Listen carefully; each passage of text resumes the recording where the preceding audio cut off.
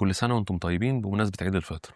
أنا قررت أدمج الجزء السابع مع الأخير عشان ما نطولش في السلسلة أكتر من كده، لأن واضح إن في ناس بدأت تزهق. بس قبل ما ندخل في توضيح مهم جدا عايز أقول السلسلة دي هدفها تجربة الغربة وتوضيح الأخطاء اللي أنا وقعت فيها وإيه الحاجات اللي لو سافرت تاني مش هعملها. هو ده هدف السلسلة الوحيد، لا له علاقة بالبلد اللي أنا كنت فيها ولا حتى الرجوع كان بسبب البلد اللي أنا كنت فيها دي، لأن اللي أنا بقوله ده بيحصل في العالم كله. وعشان كده أنا مش بذكر اسم البلد في الأحداث، حاجة مش مقصودة خالص. عايز أقول لكم إن البلد اللي أنا كنت فيها دي من أحسن البلاد اللي في العالم، ولو فكرت في السفر مرة تانية هتكون هي دي المكان اللي أنا هروح. أما الهدف الحقيقي من عرض السلسلة دي هو رسالة للمصريين والمغتربين عامة، يعني في أي مكان، اللي بيحاربوا بعض عشان لقمة العيش وممكن يدوس على ابن بلده عشان يوصل للي هو عايزه. فأنا بقول لهم من هنا مش هتستفيد أي حاجة لما تخلي ابن بلدك يبقى في الوضع ده. بس كده، معلش أنا طولت في المقدمة بس كان لازم أوضح الكلام ده. يلا بينا. أول حاجة هنتكلم عليها الخناقات بتاعة الأجازة، اللي هي الخناقات اللي بتبقى بينك وبين زمايلك عشان الأجازة السنوية. هو أنا في الأول ما كنتش بعمل خناقات، ليه؟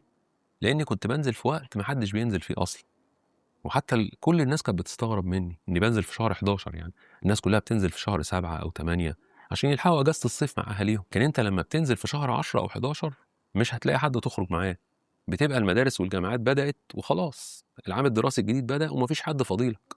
أما وقت الصيف بتبقى الدنيا ضرب نار، والأجازة كده بيبقى ليها طعم تاني، وده اللي أنا عرفته بعد كده. ولكن أنا في ثالث سنة حصل لي حدث خلاني لازم أنزل في ميعاد معين من السنة، والحدث ده إن زوجتي حملت، وأنا كمان كنت عايز الولادة تبقى في مصر، مع إن الولادة عندي ممكن تكون أنظف بكتير، المستشفيات والخدمات والحاجات دي، بس أنا كانت رغبتي إن عيالي يتولدوا في مصر. يعني أنا حر طبعا، زي ما أنتم عارفين الولادة بتبقى بميعاد أو في محيط الميعاد ده، والميعاد ده كان شهر 8 أو 7. يعني أنا المفروض إن أنا هنزل قبل الوقت ده. اتفقت مع الإدارة إني هنزل شهرين، لأني معرفش الولادة هتاخد وقت قد إيه ولا إيه اللي هيحصل. وبصراحة ما حسيتش بأي معاناة وأنا بقنع الإدارة، بس المعاناة بقى كانت من الزملاء اللي معايا، كانوا متضايقين جدا، لأن كان في بعض منهم بينزل في شهر 7 أو 8، وفي منهم كمان اللي مش بينزل خالص أو بينزل كل 3 سنين، هو ظروفه كده ما بيحبش ينزل كل سنة. في السنة دي كان في واحد من الزملاء مش ناوي ينزل السنة دي، هو قال لي كده من أول السنة، وبناء عليه أنا اتكلمت مع الإدارة. سبحان الله، لما جه ميعاد الأجازة وعرف إني عايز أنزل وشهرين كمان، قال لك لا، أنا نازل السنة دي، ده ميعاد أجازتي. طب ما أنت يا ابني قلت من أول السنة إنك مش نازل، وأنا رتبت نفسي على كده. يقول لك لا، أنا عايز أنزل في ميعادي. بس طبعا ولأن كان عندي ظرف قوي، وكمان الأكتر إن الشخص ده بلغ الإدارة إنه مش هينزل السنة دي، بس ما تفهمش إيه اللي خلاه يغير رأيه أول ما عرف إن أنا هنزل مكانه، لا وهنزل شهرين كمان. طبعا أنت هتقول إيه؟ طب ما أنت نازل شهرين، يعني برضه حاجة تغيظ، المفروض كل الناس بتنزل شهر واحد بس، ليه أنت تنزل شهرين؟ بس مش دي الحقيقة بقى. أحب أقول لك إن كل الناس اللي في المكان كانوا بينزلوا بالشهرين والتلاتة كل سنة، وأنا طبعا ما أعرفش حاجة عن الموضوع ده، لأن ما حدش كان بيقول لي. يعني قعدت 3 سنين في المكان فاكر إن الأجازة 30 يوم بالظبط، ده حتى وأنا نازل الأجازة ببقى ظابطها على 30 يوم بالسحتوت زي ما بيقولوا كده، ولا يوم زيادة ولا يوم ناقص، وكنت بحس إن ما ينفعش إن أنا أزود يوم واحد، لأن هما كانوا فاهمين إنك لو عديت اليوم ده التأشيرة هتروح عليك. طبعا ما حدش من الزملاء كان عايز يقول لي الموضوع ده، عشان لو عرفت هطول انا كمان في الاجازه، وممكن الاداره تبدا تاخد بالها ان في ناس كتير بتنزل وبتطول. هم طبعا الاداره عارف، بس يقول لك يعني ايه استثناءات كده، لكن لما يلاقوا كل الموظفين بتنزل شهرين اكيد مش هيسمحوا.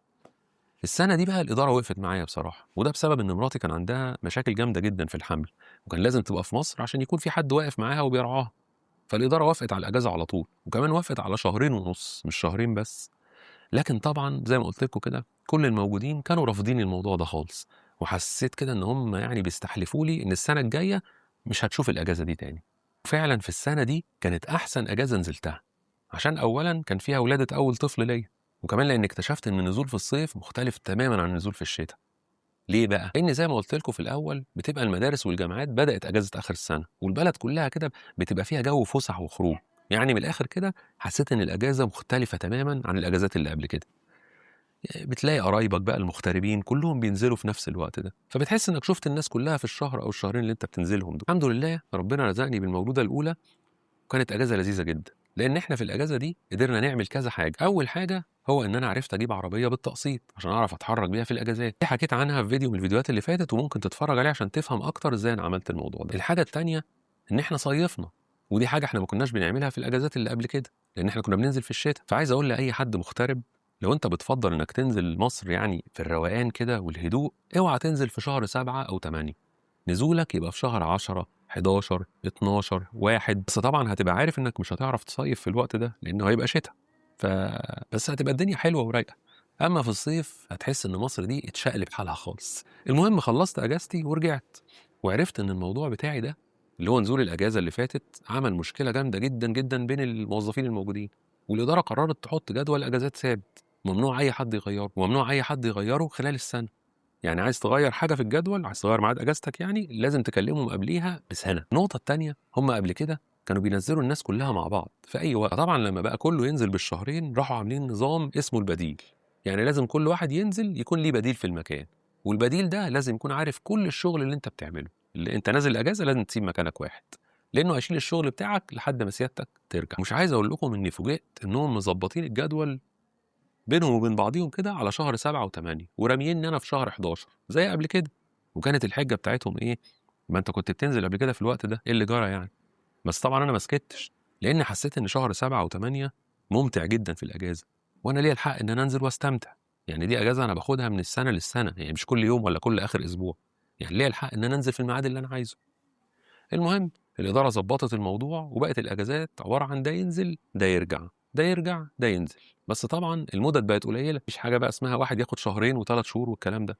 والموضوع مشي على كده، والأجازة اللي بعديها تمام التمام. بس السنة اللي بعديها وفي ميعاد أجازتي، الزميل اللي بيبدل معايا اتأخر في الرجوع، وكل شوية يبعت لهم رسائل إن عنده مشاكل ومش هيعرف يرجع دلوقتي ومعرفش إيه والكلام ده. واتأخر جامد جدا، يعني لدرجة إن أنا كان ميعاد أجازتي في أول شهر 8، هو جه على نص شهر 9. وعرفت بعد كده إن هو كان عامل حوار عشان يقعد الشهرين ونص بتوعه دول، هو متعود كل سنة يقعدوا. غريبة بقى إن كل واحد فيهم كان بيقعد برضه الشهرين بتوعه، ما تفهمش إزاي بينظموها مع بعض، وكل واحد عنده بديل وبيتفق مع البديل ده وبيظبط معاك. تحس كده إن في حاجات في الغربة لو سكت عليها هتحس إنك بتتكل على قفاك، وما أدراك ما الضرب على القفا في الغربة. يعني ضغطك بيعلى من الآخر. بس طبعا مع مرور الوقت والسنين الدنيا اتظبطت، وبقيت انزل ما بين شهر 7 و9. يمكن ما بنزلش في ميعاد ثابت بس يعني بنظبط. طبعا ما انكرش ان كل سنه كان بيبقى فيه مشكله على الاجازه، بس مشاكل بسيطه كده وبتتظبط على طول. ساعات يعني يطلع لك واحد يقول لك ايه، معلش اصل انا عندي ظروف ولازم انزل دلوقتي. وطبعا هو ولا عنده ظروف ولا بطيخ، كلها حوارات حوارات. والاداره بتوافق بالرغم من ان هو مش ميعاده في الجدول. ولكن خلاص الواحد بقى ايه، وصل لمرحله من المرونه العاليه ومبقاش فارق معاه. طالما اني هنزل في النطاق المطلوب اللي هو من شهر 7 لشهر 9، خلاص مشي حالك. ونسيب موضوع الاجازات وننتقل لحاجه يمكن يعني ما تكونش مؤثره عند بعض الناس، بس بالنسبه لي انا الموضوع ده كان بيأثر فيا جدا، وهو المناسبات المهمه في مصر او في بلدك يعني في العموم. زي مثلا اخوك بيتجوز، حد توفى. ومن المواقف اللي حصلت معايا بطريقه محزنه يعني، اني كنت في مره خارج مع قريبي، خارجين انا وهو وعيلتنا، اتفسحنا ورحنا وجينا، واحنا كنا دايما متعودين بعد ما بنخلص خروج بنروح نسهر عندهم في البيت لحد الصبح. وبصراحة الموضوع ده كان بيحسسني ان انا في مصر جدا، مش حاسس ان انا في غربة خالص. فوجئت في اليوم ده وفي اخر الخروجة وبعد السهرة والضحك واحنا ماشيين كده بنسلم عليهم، لقيت قريبي بيقول لي جدتك توفت. انا مش عايز اقول لك كنت مرتبط قد ايه بجدتي دي، لدرجة ان انا لما سمعت الخبر لقيت نفسي بضحك، ما حسيتش ان انا زعلان خالص. بس لما روحت البيت انفجرت وما كنتش مصدق. واللي زعلني اكتر اني كنت عايز ابقى موجود في الظروف دي. هي جدتي ام والدتي، طبعا اكيد في الوقت ده والدتي حالتها صعبه ومحتاجاني اكون واقف جنبها. فزعلت جدا، بس يومين كده ولقيت نفسي بقيت كويس خالص، وكأن ما حصلش حاجه، وحياتي مشيت عادي خالص. بعدها بفتره لقيت والدتي بتتصل بيا وبتقول لي ان عم من عمامي توفى. برضه زعلت، بس حسيت ان انا ايه، مش بزعل زي قبل كده. ما تفهمش بقى، يمكن هو البعد اللي بيخليك عندك كده حالة من التبلد الشعوري. يعني ممكن حد يبلغك ان حد عزيز عليك جدا توفى وانت بتزعل عليه، بس مش بتزعل عليه زي ما تكون هناك في قلب الحدث، يعني فاهمني؟ هو المغترب هيفهمني جدا في النقطة دي. وبعدها تعدي الايام والشهور والاقي خبر وفاة صديق كان عزيز عليا جدا، كان معايا في المدرسة وكنا اصحاب قريبين جدا في وقت معين. برضه ما زعلتش خالص، حسيت فعلا اني بقيت انسان متبلد الشعور. بزعل بس مش بزعل بجد، يعني بزعل كده ايه كتأدية واجب، بس ما بقاش احساس الزعل زي زمان. واخر حدث وده كان من اقوى الاحداث اللي فعلا حسيت وقتها اني ضعت، وان مصر دي خلاص بقت بالنسبه لي عباره عن زياره كل سنه وخلاص على كده. الحدث ده هو ثوره 25 يناير سنه 2011، لاني وقتها حسيت خلاص ان مصر ضاعت، وان انا كده ماليش وطن، والبلد اللي انا قاعد فيها هي اللي هعيش وهموت فيها. والله كان بيجي لي الاحساس ده، وكنت متخيل اني مش هرجع مصر تاني. حتى ميعاد الاجازه لما جه اللي هو كان في سنه 2012 بقى بعد الثوره بسنه كده، كنت خايف انزل جدا، لاني كنت بشوف حاجات في التلفزيون بترعبني. يعني مش متخيل ان انا هنزل في وسط الرعب ده. ولكن الحقيقه لما نزلت عرفت ان اللي انت بتشوفه في التلفزيون ده 3/4 ملوش اي لازمه في الحياه، وكله شغل ميديا كده. وانت لو اعتمدت على التلفزيون كمصدر لمعلوماتك او حتى السوشيال ميديا، اعرف ان انت هتعيش خايف طول حياتك. وانا عرفت الكلام ده لما نزلت مصر، ولقيت ان الموضوع عادي، يعني الناس بتضحك هناك والدنيا ماشيه تمام. الدنيا بايظه وكل حاجه، بس ما كانش بالدرجه اللي كنا بنشوفها في التلفزيونات والسوشيال ميديا. فدي نقطه مهمه جدا، وهي انك بتفقد الاحساس بالانتماء لبلدك. دي نقطه اساسيه. طبعا انا بتاسف اني طولت عليكم جدا، سلسله طويله انا عارف وممكن تكون بقت ممله، بس اهم جزء فيها هو اللي جاي ده، فانصحك انك تسمعه وتسيبك من اللي فات ده كله، لان هو ده الجزء اللي هتاخد منه الزبده. وهو ايه اسباب رجوعي لمصر نهائي؟ اول حاجه المستقبل المهني، لاني حسيت ان المستقبل غامض ومش باين له معالم، لاني كنت بعمل شغل اصلا ملوش مستقبل. باخد خبره في التعامل مع الناس وخبره اداريه، لكن مفيش فرصه مثلا انك تترقى تبقى مدير والكلام ده. فحسيت ان انا بشتغل على الفاضي وهفضل في وضعي ده طول حياتي. واللي كان بيرعبني اكتر ان في اي لحظه لو صحتي راحت انتهى الكلام، ما عندكش اي حاجه تعتمد عليها في المستقبل. تاني حاجه رغبتي ان ولادي يعيشوا في مصر. انا عايز ولادي يعيشوا ويتربوا ويتعلموا في مصر. مصر اللي تعليمها وحش، اللي الصحه فيها وحشه، اللي الحياه فيها صعبه وما فيهاش نظام. انا عايز عيالي يعيشوا في الجو ده، لاني شفت تجارب لناس مغتربين رجعوا بعيالهم بعد 30 سنه و35 سنه كمان، ورجعوا عيالهم كبار. فكنت بشوف عيالهم ولا عارفين يتعاملوا مع الناس ولا الناس عارفة تتعامل معاهم. هم ممكن بعد وقت بيتعايشوا مع الوضع، بس برضه لو دخلت جواهم كده هتلاقيهم مش عايزين يقعدوا في مصر ولا ثانية. كله هيخلص جامعته وطير على البلد اللي بابا كان فيها، لأنهم اتعودوا على الحياة الهادية والنظافة والنظام. فهيجي هنا بقى للدوشة والعشوائية، فهيحصل لمخه كده حالة ايرور. ومهما كان المكان اللي هو عايش فيه هنا، مهما كان عايش في مستوى عالي، برضه مش هيبقى زي المكان اللي انت كنت عايش فيه وانت في الغربة، مختلفة تماما يعني. فطبعا انا ما كنتش عايز ده يبقى مصير عيالي، وهدفي انهم يرتبطوا بمصر اكتر تحت اي ظرف، لان هم اكيد راجعين. فانت مش هتعرف تظبط الموضوع ده خالص. السبب اللي بعده اني كنت خايف جدا وانا هناك اني افقد حد من الناس العزيزة عليا قوي، وانا هنا بتكلم عن ابويا او امي او اخواتي. فكنت خايف جدا ان يحصل الموضوع ده وانا مش موجود. وفي ناس هتقول لك ايه يا ابني، مستقبلك اهم وحياتك اهم، اللي بيموت بيموت والحياه بتمشي والكلام ده. لا لا لا لا لا، انا بالنسبه لي لو كان حصل الكلام ده وانا هناك ما كنتش هسامح نفسي ابدا ابدا ابدا. والحمد لله اني رجعت قبل ما والدي يتوفى، رجعت قبلها بكام سنه كمان، لحقت اعيش معاه شويه حلوين كده، وانا اللي غسلته بايدي وما سبتوش الا وانا مسلمه لايد ربنا. فدي كانت نقطه بالنسبه لي مهمه جدا.